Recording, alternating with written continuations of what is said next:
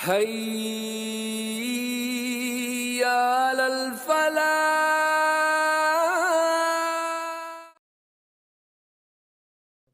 وسلام على عباده الذين اصطفى أما بعد. قال الله تعالى في كلامه المجيد: أعوذ بالله من الشيطان الرجيم. بسم الله الرحمن الرحيم. يا أيها الذين آمنوا أطيعوا الله ورسوله ولا تولوا عنه وأنتم تسمعون ولا تكونوا كالذين قالوا سمعنا وهم لا يسمعون. صدق اللہ العظیم. محترم سامعین و ناظرین، سورۃ الانفال کا یہ تیسرا رکوع آج ہمارے مطالعے میں ہے. اللہ تعالیٰ فرماتے ہیں اہل ایمان کو خطاب کرتے ہوئے: یا ایھا الذین آمنوا اطیعوا اللہ ورسولہ، اے ایمان والو اللہ اور اس کے رسول کی اطاعت کرو. ولا تولوا عنہ وانتم تسمعون، اور اس سے اعراض مت کرو جب کہ تم سن چکے ہو. یعنی ایمان والوں کو اس بات کا تاکیدی حکم ہے کہ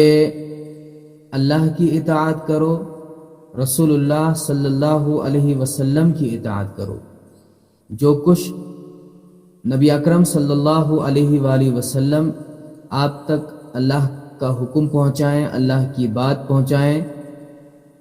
اس کی اطاعت کرو اور مکمل طریقے سے اس کی پیروی کرو، اس کی اپنی زندگیوں میں لاؤ. ولا تولوا عنہ، اور اس سے اعراض مت کرو. یعنی حالات کچھ بھی ہوں، انسان کو کسی بھی قسم کے احوال اور حوادث سے واسطہ پڑے، جب اللہ اور اس کے رسول کا حکم پہنچ چکا ہے، اس کو ہم سن چکے ہیں، تو اس کی اطاعت کرنا، اس کو ماننا، یہ ہر حال میں ضروری ہے.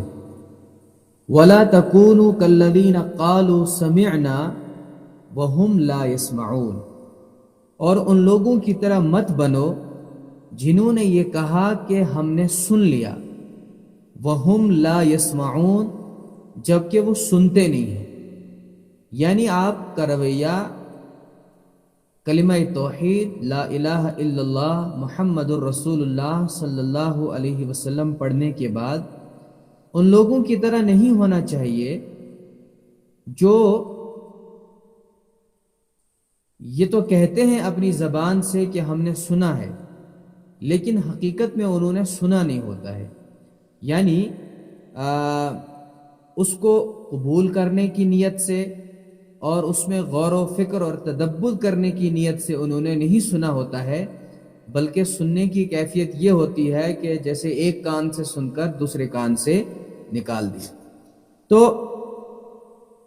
رسول اللہ صلی اللہ علیہ وآلہ وسلم جب اللہ کا کلام اور اللہ کی احکامات سنایا کرتے تھے تو 3 قسم کے لوگ یا 3 قسم کے جو رول تھے وہ لوگوں کی شکل و صورت میں جو ہے آپ علیہ السلام کے ساتھ ہوتے تھے. مثال کے طور پر قرآن پاک نے بیان کیا ہے کہ یہودیوں کا جو رویہ تھا وہ یہ ہوتا تھا کہ سمعنا و اسعنا، ہم نے بات سنی لیکن ہم نافرمان ہیں، ہم بات کو تسلیم نہیں کریں گے. یا اسی طریقے سے جب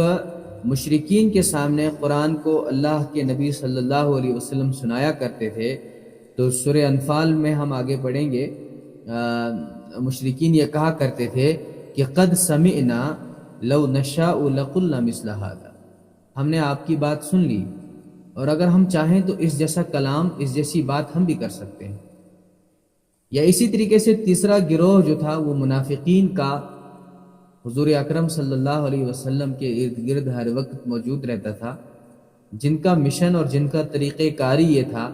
کہ وہ ظاہر میں تو تسلیم کرنے والے، ماننے اور سننے والے تھے،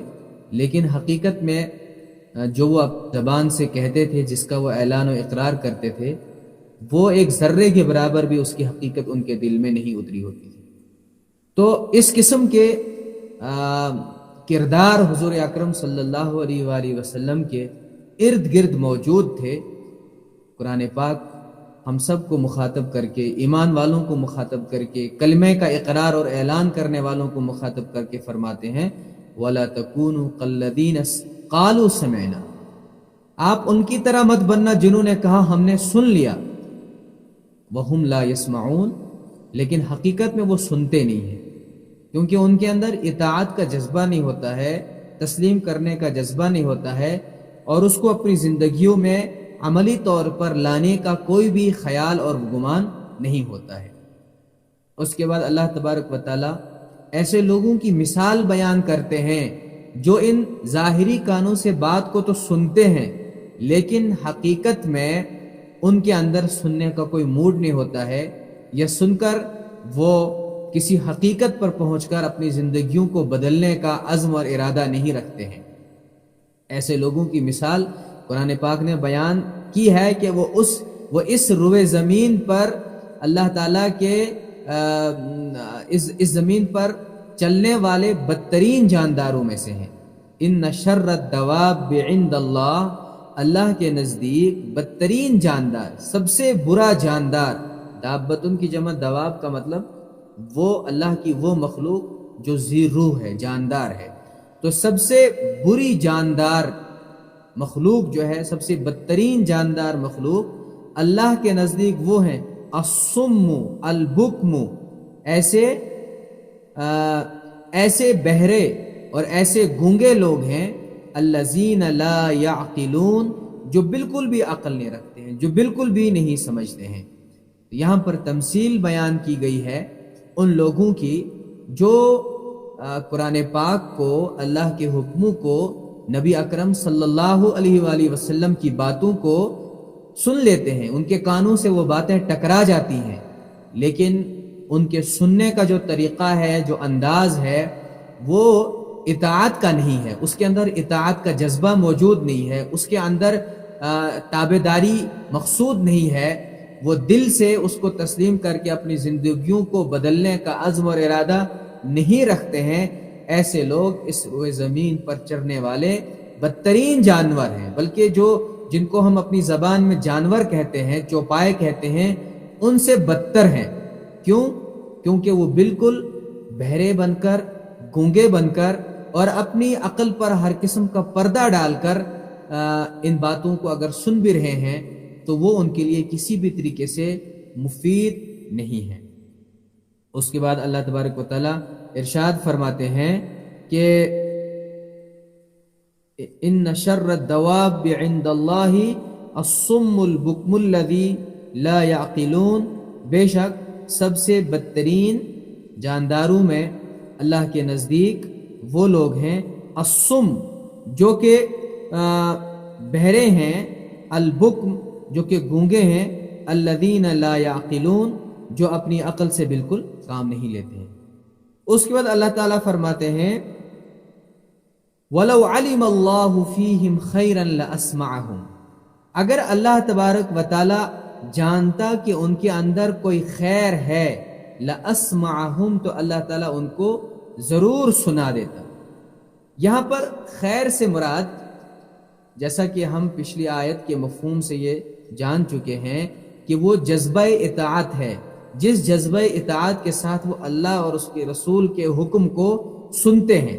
تو وَلَوْ عَلِمَ اللَّهُ فِيهِمْ خَيْرًا، اگر اللہ تبارک و تعالی جانتا کہ ان کے اندر کوئی خیر ہے،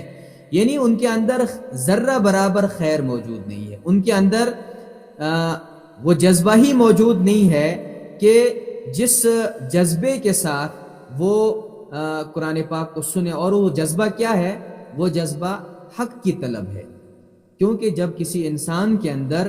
حق کی طلب ہوتی ہے تو اللہ تبارک و تعالیٰ کی طرف سے اس کے لیے حق کا راستہ کھول دیا جاتا ہے، جو قرآن پاک کی بہت ساری آیات کا بھی مضمون ہے اور احادیث کا بھی مضمون ہے۔ تو خیر سے مراد طلب صادق، حق بات کو تلاش کرنے، حق بات کو طلب کرنے، نور جو ہدایت کا نور ہے، اس ہدایت کے نور کو تلاش کرنے کی طلب اور جستجو جو ہے، یہ لفظ خیر سے مراد ہے۔ تو اگر اللہ تبارک و تعالیٰ یہ جانتا کہ ان کے دل میں طلب حق کی تھوڑی سی بھی رمق پائی جاتی ہے، تھوڑا سا بھی شوق ان کے اندر اس بات کا ہے کہ ہمیں ہدایت حاصل ہو، لَأَسْمَعَهُمْ، تو یقیناً اللہ تبارک و تعالیٰ ان کو سنا دیتے، یعنی ان کے دلوں میں اس کی حقیقت کو اتارتے، وہ اللہ کے کلام کو، نبی اکرم صلی اللہ علیہ وسلم کے کلام کو غور کے ساتھ، تدبر کے ساتھ، فکر کے ساتھ اور عمل کی نیت کے ساتھ سنتے، لیکن چونکہ ان کے اندر یہ جذبہ ہی نہیں ہے، وہ طلب حق اور طلب ہدایت کے جذبے سے کوئی بات سنتے ہی نہیں ہیں، تو جب وہ اس بات کو سنتے ہی نہیں ہیں تو اس کا اثر بھی ان کی زندگی پر ظاہر نہیں ہو رہا ہے۔ وَلَوْ أَسْمَعَهُمْ، اور اگر اللہ تبارک و تعالی ان کے نہ چاہتے ہوئے بھی، بادل ناخواستہ بھی ان کو سنا دیں، یعنی جو بات وہ سن رہے ہیں اس کی حقیقت کو اگر وہ سمجھ بھی جائیں، لَتَوَلَّوْا، اس کے باوجود بھی وہ اس سے اعراض کریں گے، روگردانی کریں گے، یعنی اگر بات سمجھ میں آ گئی پھر بھی لَتَوَلَّوْا کا مطلب یہ ہے کہ ان کی زندگیاں اس سے بدلیں گی نہیں، وہ چیز عملی طور پر ان کی زندگی میں شامل نہیں ہوگی، وَهُمْ مُعْرِضُونَ، اور وہ اعراض کرتے رہیں گے۔ تو معلوم یہ ہوا کہ اللہ اور اس کے نبی صلی اللہ علیہ وآلہ وسلم کے جو احکامات ہیں، جو دین کی باتیں ہیں، ان باتوں کو صرف ان ظاہری کانوں سے نہیں سننا ہے، بلکہ اس ارادے اور اس نیت کے ساتھ سننا ہے کہ اس سے ہماری زندگی بدلنی ہے، ہم نے اس سے ہدایت حاصل کرنی ہے، اور اپنی زندگی کو صحیح طریقے سے گزارنے کا جو طریقہ ہے وہ انہی باتوں میں کامیابی کے ساتھ ہے۔ تو اس جذبے کے ساتھ جب ہم نبی اکرم صلی اللہ علیہ وآلہ وسلم کی بتائی ہوئی شریعت پر عمل کریں گے تو وہ مقصود اور مطلوب ہے۔ اس کے بعد اللہ تبارک و تعالیٰ فرماتے ہیں، یا ایھا الذین آمنوا استجیبوا للہ وللرسول اذا دعاکم لما یحییکم، اے ایمان والو قبول کرو، استجیبوا للہ، اللہ کی بات کو قبول کرو اور رسول اللہ صلی اللہ علیہ وسلم کی بات کو قبول کرو۔ اذا دعاکم لما یحییکم، جب بھی وہ آپ کو دعوت دیں اس چیز کی جو جس میں تمہاری زندگی ہے، جس میں کہ تمہاری حیات ہے، اور اس سے مراد دین کے تمام احکامات ہیں۔ دین کے تمام احکامات انسان کی دنیاوی اور اخروی زندگی کی کامیابی کی ضامن ہے، اس لیے دین کے جملہ احکامات کو کہا گیا ہے لما یحییکم، یعنی دین کے احکامات پر عمل کرنے میں انسان کو زندگی ملتی ہے۔ مثال کے طور پر میں ایک چیز کا ذکر کروں گا قرآن پاک میں، جہاں پر قصاص کا ذکر ہے، یعنی اگر کوئی شخص کسی کو ناحق قتل کرتا ہے تو اسلام کا حکم یہ ہے کہ ناحق قتل کرنے والا جو قاتل ہے قصاص میں اس کو بھی مار دیا جائے، قتل کیا جائے، اس کو قصاص کہتے ہیں۔ اور قصاص کا حکم جب شریعت میں یا قرآن میں بیان کیا گیا ہے تو قرآن پاک کے الفاظ ہیں وَلَكُمْ فِي الْقِصَاصِ حَيَاتٌ، قصاص میں تمہارے لیے زندگی ہے۔ بظاہر تو ایسا لگتا ہے کہ ایک شخص کو قتل کیا گیا، اس کے بدلے میں اس کے قاتل کو بھی قتل کیا جاتا ہے، تو دو آدمی مر رہے ہیں، دو آدمی اپنی جان گنوا رہے ہیں، اور قرآن پاک اس کو کہہ رہا ہے کہ اس میں تمہارے لیے حیات ہے۔ حیات اس طریقے سے ہے،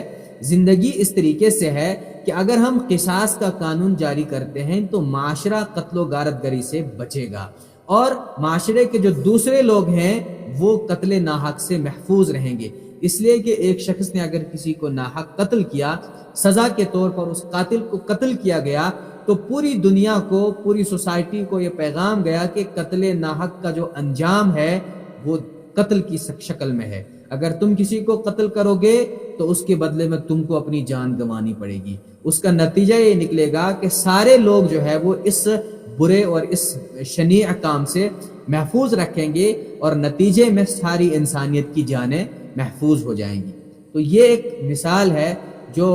قصاص کے تعلق سے قرآن پاک نے بیان فرمائی ہے۔ اسی طریقے سے دین کے جتنے بھی احکامات ہیں، دین کے جتنے بھی حکم ہیں، ان سارے احکامات میں یہی ہے کہ دین دنیاوی اعتبار سے بھی اس عارضی زندگی میں بھی ان پر عمل کرنے میں انسان کی حیات ہے، اس کی روحانی زندگی پروان چڑھتی ہے، اور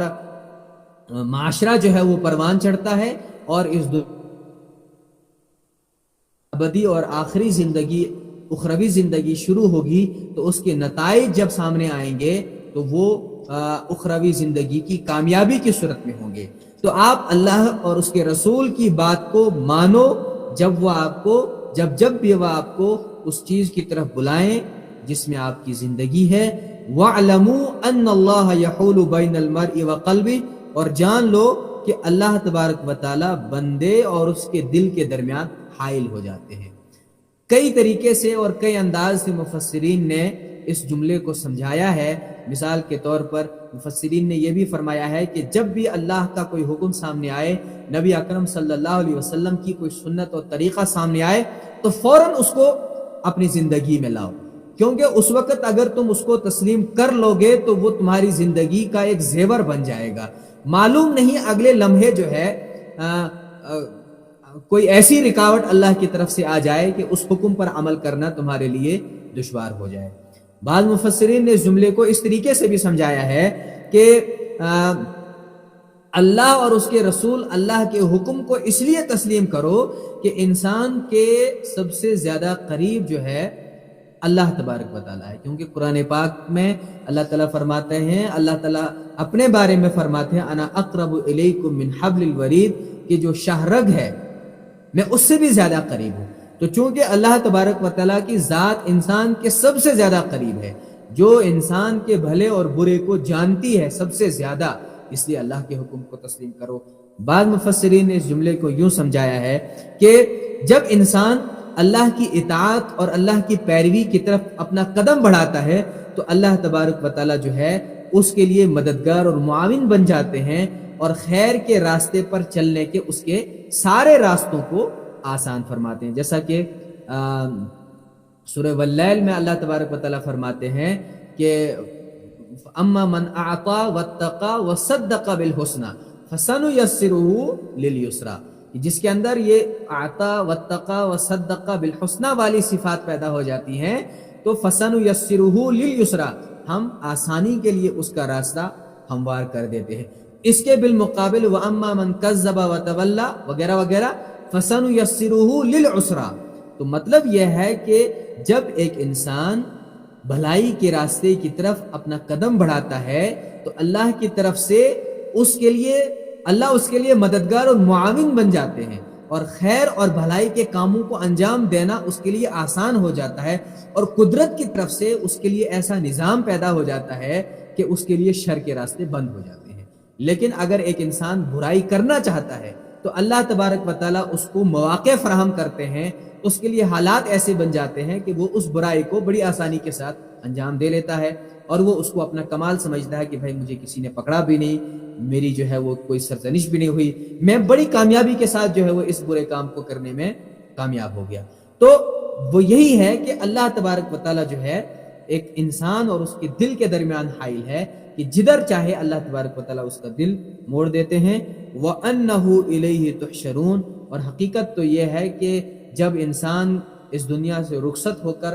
آخرت کی طرف گامزن ہوتا ہے تو اس کی زندگی ختم نہیں ہوتی ہے، اس کو موت نہیں آتی ہے، بلکہ وہ منتقل ہوتا ہے اور اللہ کے سامنے اس کی پیشی ہوتی ہے، اور وہ پیشی اس اعتبار سے ہوتی ہے کہ یہ دنیا اس کے لیے دار العمل تھی، اب اللہ کے سامنے پیش ہو کر اس کو ان اعمال کا جزا ملے گا۔ وَاتَّقُوا فِتْنَةً لَا تُصِيبَنَّ الَّذِينَ ظَلَمُوا مِنْكُمْ خَاصَّةً، اور ہمیشہ بچتے رہو اس فتنے اور آزمائش سے، اللہ کی اس پکڑ سے، لا تصیبن الذین ظلموا منکم خاصہ، جو خاص طور سے تم میں سے ظالموں کو ہی نہیں پکڑے گی بلکہ سارے لوگ اس پکڑ میں آئیں گے۔ خلاصہ اس آیت کا یہ ہے کہ مفسرین بیان فرماتے ہیں اس آیت میں اس بات کا پیغام ہے کہ یہ جو گزشتہ آیت میں استجیبوا للہ والرسول کا حکم ہے، یہ انسان کی اپنی ذات تک محدود نہیں رہنا چاہیے، یعنی ایک انسان خود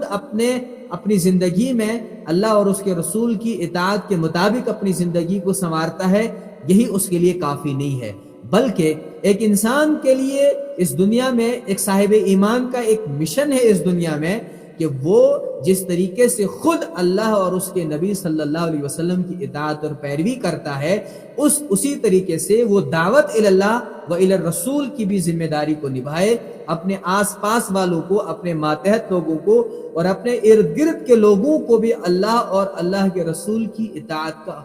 پر ابھارے اور یہ تعلیم ان تک پہنچائے۔ کیونکہ اللہ کی نافرمانی کے نتیجے میں جب اللہ کی طرف سے پکڑ کا اور اللہ کی طرف سے عذاب کا فیصلہ ہوگا، فتنۃ واتقوا، فتنہ سے مراد اللہ کی پکڑ، اللہ کی ناراضگی، اللہ کے عذاب کا عذاب جو ہے وہ اس لفظ فتنہ سے مراد ہے، یعنی اللہ کی نافرمانی کے نتیجے میں جب یہ سارے فیصلے اللہ کی طرف سے ہوں گے تو وہ اللہ کی پکڑ صرف نافرمانوں پر، ظالموں پر، اللہ کے حکم کو توڑنے والوں پر وہ پکڑ نہیں آئے گی اللہ کی طرف سے، بلکہ اس کی لپیٹ میں سارے لوگ آئیں گے، سوسائٹی کے سارے لوگ اس میں آئیں گے۔ جیسا کہ کہتے ہیں نا، اردو کی مثال ہے کہ گھیوں کے ساتھ گھن بھی پستا ہے، تو نافرمان لوگ بھی اللہ کی پکڑ میں آئیں گے، فرما بردار لوگ بھی پکڑ میں آئیں گے اس دنیاوی زندگی میں، اور احادیث میں آتا ہے کہ آخرت میں جو ہے پھر ہر انسان کے ساتھ اس کی نیت کے مطابق عمل کیا جائے گا، لیکن اس دنیا میں اللہ کی پکڑ سارے لوگوں کو آئے گی۔ اس لیے اگر نیک لوگ، فرما بردار لوگ، اطاعت گزار لوگ اس دنیا میں اپنے آپ کو اللہ کی پکڑ سے بچانا چاہتے ہیں تو ان کو اس بات کی فکر کرنی ہے کہ وہ اپنے آس پاس کے ماحول کو بالکل صاف ستھرا رکھیں، اللہ کی اطاعت والا ماحول بنا کے رکھیں، اللہ کی نافرمانی والے ماحول سے اپنے آس پاس کی پوری سوسائٹی کو اور اپنے ماتحتوں کو دور رکھیں، تبھی وہ اللہ کی پکڑ سے بچ سکتے ہیں۔ وَاعْلَمُوا أَنَّ اللَّهَ شَدِيدُ الْعِقَابِ، اور جان لو کہ اللہ تبارک و تعالیٰ سخت سزا دینے والے ہیں۔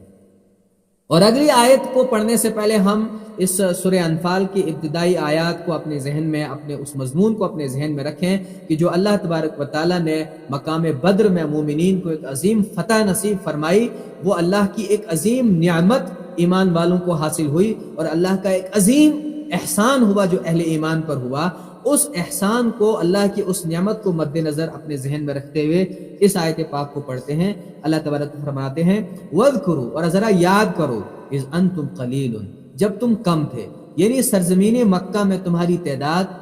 بالکل انگلیوں پر گننے کے لائق تھی، مستضعفون فی الارض، زمین میں تم بڑے کمزور تھے، تمہاری حیثیت جو ہے وہ بہت کم تھی، تمہاری حیثیت کچھ بھی نہیں تھی، تخافون، تم ڈرتے تھے اس بات سے، ان یتخطفکم الناس، کہ لوگ تم کو بالکل اچک لیں گے۔ ایسے ماحول میں آواکم، اللہ نے تم کو پناہ دی مدینے کی شکل میں اور اہل مدینہ کی شکل میں، نصرت اور ٹھکانہ تم کو ملا۔ وَأَيَّدَكُمْ بِنَصْرِهِ، اللہ نے تمہاری تائید کی اپنی مدد کے ذریعے، جس کا کہ پورا منظر بدر کے مقام میں پیش آیا اور اس کا تذکرہ اس کے پہلے والے رکوع میں آیا ہے۔ وَرَزَقَكُم مِّنَ الطَّيِّبَاتِ، اور اللہ تعالیٰ نے تم کو پاکیزہ رزق دیا، پاکیزہ رزق مال غنیمت کی شکل میں دیا، پاکیزہ رزق مدینے کی سرسبز و شاداب زمین کی شکل میں دیا، اور دوسرے طریقے جو تھے پاکیزہ رزق دینے کے۔ تو یہ سارا ماحول یاد کرنے کے بعد اللہ تبارک و تعالیٰ کہتے ہیں لعلکم تشکرون، تاکہ تم شکر کرو۔ تو انسان جو ہے ان چیزوں کو بھی یاد کرے کہ ماضی میں اللہ تبارک و تعالیٰ نے ایک انسان پر کن کن احسانات، کیا کیا احسانات کیے ہیں، اور پھر انسان ان کا شکر کرے، اور انسان روز مرہ کی زندگی میں جن اللہ تبارک و تعالیٰ کی نعمتوں کا، جن احسانات کا انسان استعمال کرتا ہے، انسان اس کا احساس کرے اور اس احساس کے ساتھ ساتھ اللہ کا شکر کرے۔ یہ جو ہے ایک عظیم عبادت ہے، اللہ کی نعمتوں پر، اللہ کے احسانات پر شکر کرنا یہ ایک عظیم نعمت ہے، بلکہ یہ اللہ تعالیٰ کی اطاعت کا ایک بہت ہی اونچا معیار ہے، اور یہ اونچا معیار اس طریقے سے ہے کہ جب شیطان نے اللہ تبارک و تعالیٰ سے مہلت مانگی اور قیامت تک اللہ تبارک و تعالیٰ سے یہ وقت مانگا کہ مجھے زندگی دی جائے تاکہ میں انسانوں کو تیرے راہ سے بھٹکاؤں، تو شیطان نے اپنے مشن کو ان الفاظ کے ساتھ اللہ کے سامنے پیش کیا کہ وَلَا تَجِدُ أَكْثَرَهُمْ شَاكِرِينَ، یعنی انسان کو ناشکرہ بنانا جو ہے وہ شیطان کا سب سے بڑا مشن ہے، اور اس نے چیلنج دیا ہے اللہ کے سامنے کہ میں انسانوں کو کے اندر ناشکری پیدا کروں گا۔ تو شکر کا جذبہ انسان کے اندر پیدا ہو، یہ انسان کا انسان کا اللہ کی اطاعت کرنے کا جو ہے یہ ایک بہترین شکل و صورت ہے۔ اس کے بعد اللہ تعالیٰ آگے فرماتے ہیں یا ایھا الذین آمنوا لا تخونوا اللہ والرسول، اے ایمان والو اللہ اور اس کے رسول کے ساتھ خیانت مت کرو۔ خیانت سے مراد بے وفائی مت کرو، یعنی اللہ نے اور اس کے رسول صلی اللہ علیہ وسلم نے جن چیزوں کا مطالبہ کیا ہے، چاہے وہ حکم کی شکل میں، امر کی شکل میں کیا ہے، چاہے وہ نہی کی شکل میں کیا ہے، چاہے وہ اللہ نے آپ کو کوئی کام کرنے کی بات کہی ہے یا کسی بات سے روکا ہے، تو آپ نے اللہ کے ساتھ جو عہد کیا ہے اس عہد میں وفاداری کرو، اس میں خیانت مت کرو۔ وَتَخُونُوا أَمَانَاتِكُمْ، اور اسی طریقے سے آپسی معاملات میں بھی خیانت مت کرو۔ وَأَنْتُمْ تَعْلَمُونَ، جبکہ تم جان رہے ہو، حقیقت جانتے ہو، سچائی جانتے ہو، حقیقت اور سچائی کو جانتے ہوئے بھی تم بددیانتی، بے وفائی اور خیانت کا معاملہ مت کرو۔ اس آیت پاک کے ذیل میں مفسرین نے کئی قسم کے واقعات بیان کیے ہیں، چونکہ وقت ختم ہونے جا رہا ہے اس لیے ان واقعات کو میں ذکر نہیں کروں گا۔ جو حضرات چاہیں وہ تفسیر کی کسی بھی کتاب میں ان واقعات کو پڑھ سکتے ہیں، لیکن بہرحال اس بات کا حکم ہے ایمان والے کو کہ وہ اللہ کے ساتھ، نبی اکرم صلی اللہ علیہ وسلم کے ساتھ جو عہد کیا ہے اس عہد کو وفا کرے اور اپنی زندگی کو بڑی امانت داری کے ساتھ گزارے۔ اور خاص طور سے انسان کے اندر جو خیانت پیدا ہوتی ہے، جو انسان کے اندر بے ایمانی پیدا ہوتی ہے، وہ یہ ہوتا ہے کہ انسان دنیا میں کماتا ہے، اور کماتا کس کے لیے ہے؟ انسان اپنی اولاد وغیرہ کے لیے کماتا ہے، اور انسان کو یہی فکر ہوتی ہے کہ میرے بچے ہیں آگے، ان کے لیے میں کچھ کما کے جاؤں۔ اس کے لیے پھر وہ ہر طریقہ اپناتا ہے، وہ سچ بھی بولتا ہے، وہ جھوٹ بھی بولتا ہے، وہ امانت داری کے ساتھ بھی کام کرتا ہے، وہ بے ایمانی کے ساتھ بھی کام کرتا ہے، اور بے ایمانی کے ساتھ اور خیانت کے ساتھ کام کرنا جو ہے وہ اللہ تعالیٰ کو نہایت ہی ناپسند ہے۔ اس لیے اللہ تبارک و تعالیٰ فرماتے ہیں کہ عام طور سے انسان کو بددیانتی پر، خیانت پر جو چیز جو ہے آمادہ کرتی ہے وہ آل و اولاد ہوتی ہے۔ اور یاد رکھنا چاہیے ایک انسان کو وَاعْلَمُوا أَنَّمَا أَمْوَالُكُمْ وَأَوْلَادُكُمْ فِتْنَةٌ، کہ تمہارے لیے تمہارا مال اور تمہاری اولاد فتنہ ہے۔ فتنہ سے مراد آزمائش ہے، یعنی اللہ تبارک و تعالیٰ نے مال اور اولاد ایک آزمائش کی صورت میں ایک انسان کو دی ہے، کیونکہ انسان کو فطری طور پر اپنی اولاد سے محبت ہوتی ہے، اپنے مال سے محبت ہوتی ہے، اور ان کی خیرخواہی کے لیے انسان کچھ بھی کرتا ہے۔ تو اپنی اولاد کے ساتھ محبت وغیرہ یہ ایک فطری جذبہ ہے، اور یہ ایک مستحسن چیز ہے، لیکن اسی وقت تک ہے جب تک اپنے اولاد کے ساتھ محبت میں یا اپنے مال کے ساتھ محبت میں اللہ اور اس کے رسول کے حکموں کی نافرمانی نہ ہو، اللہ اور اس کے رسول کے ساتھ بے وفائی نہ ہو۔ اگر اللہ اور اس کے رسول کے حکموں کو توڑا جا رہا ہے، ان کے ساتھ بے وفائی ہو رہی ہے، تو اس وقت پھر یہ آل اولاد فتنہ اس اعتبار سے ہے کہ اب یہ اس کے لیے عذاب کا باعث ہے، اب یہ اس کے لیے تباہی اور بربادی کا باعث ہے۔ تو اس لیے جو ہے آل اولاد کے ساتھ، مال و منال کے ساتھ، عزت و وجاہت کے ساتھ، عہدے اور منصب کے ساتھ جو انسان کو محبت ہے، اس کی حدود کو برقرار رکھنا ضروری ہے، اس کو مینٹین رکھنا ضروری ہے۔ اسی حد تک ہمیں اپنے اعلیٰ اولاد کے ساتھ، اپنے عہدے اور منصب کے ساتھ، اپنے مال و دولت کے ساتھ، اپنی جائیداد کے ساتھ محبت ہونی چاہیے، جو کہ ہماری باؤنڈری ہے۔ شریعت نے جو ہمارے لیے حد متعین کی ہے، جس میں اللہ اور اس کے رسول کے ساتھ بے وفائی نہیں ہو رہی ہے، ان کے احکامات کو توڑا نہیں جا رہا ہے، اس حد سے اگر ہم باہر نکلیں گے تو پھر یہی مال و دولت ہمارے لیے ہلاکت کا باعث ہے، تباہی کا باعث ہے۔ وَاعْلَمُوا أَنَّمَا أَمْوَالُكُمْ وَأَوْلَادُكُمْ فِتْنَةٌ وَأَنَّ اللَّهَ عِندَهُ أَجْرٌ عَظِيمٌ، اور یہ جان لو کہ اللہ تبارک و تعالیٰ ہی کے پاس عظیم اجر ملنے والا ہے، یعنی اللہ کے رسول صلی اللہ علیہ وسلم کی شریعت کی، جس کو کہ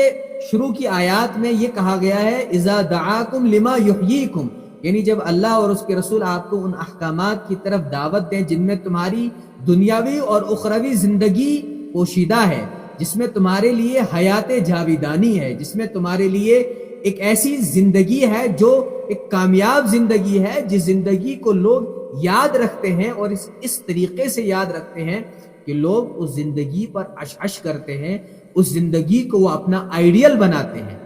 تو اسی میں تمہاری کامیابی ہے، اسی میں تمہارے لیے دنیا میں بھی کامیابی ہے، اور دنیا سے جب انسان کی آنکھ بند ہوگی اور انسان پلٹ کر اللہ کے دربار میں پیش ہوگا اور حساب و کتاب کا وقت ہوگا تو جان لو وَأَنَّ اللَّهَ عِنْدَهُ أَجْرٌ عَظِيمٌ، اللہ ہی کے پاس تم کو عظیم اجر ملے گا۔ اللہ تبارک و تعالی ہم سب کو کہنے سننے سے زیادہ عمل کرنے کی توفیق نصیب فرمائے۔ وما توفیقی الا باللہ وآخر دعوانا ان الحمد للہ رب العالمین۔ اللہ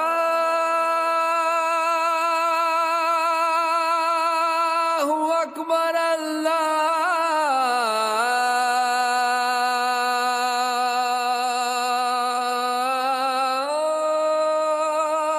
اکبر۔